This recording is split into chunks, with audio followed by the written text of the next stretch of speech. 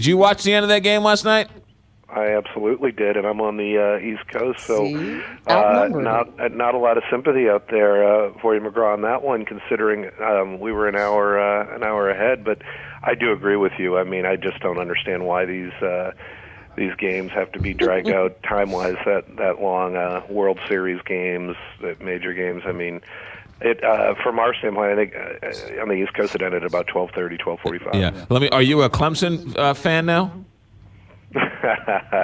Well, I've got some family connection to Clemson, so a lot of relatives that went to school there and family from around there. So it's always good to see a team get a second chance. I would agree with that. All right, let's talk a little politics. So, speaking of family, how much controversy is this Jared Kushner? Isn't this, as they say, breaking some type of nepotism laws that have been on the books for 100 years?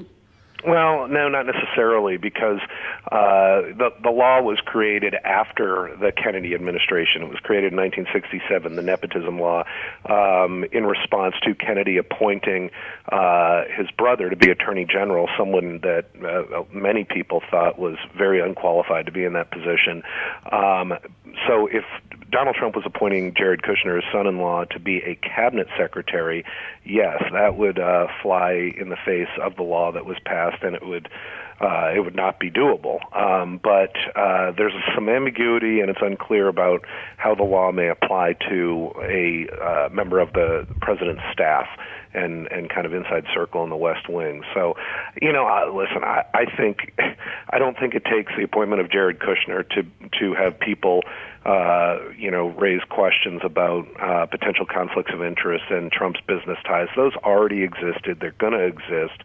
That's probably going to be something the Democrats continue to try to hit on throughout his administration. So, listen, Jared Kushner has zero political experience. He was in the right place at the right time for President Trump during his campaign. Obviously, the president trusts him and likes him. If he wants him to have him there, I don't see what the big deal is. Well, what about the fact that in all accounts, he's a Democrat, gave to Democratic fundraisers, gave to Democratic candidates, was a Democrat, and so some in the conservatives, are they looking at him with a skewed eye, thinking here's the most trusted advisor of the president, and he's a lifelong Democrat? No, I don't think they are, because if that were the case, then they wouldn't be so supportive of Donald Trump being president, who was frankly, you could almost argue, a lifelong Democrat donor himself. Certainly gave to as many Democrats as he did Republicans. So, I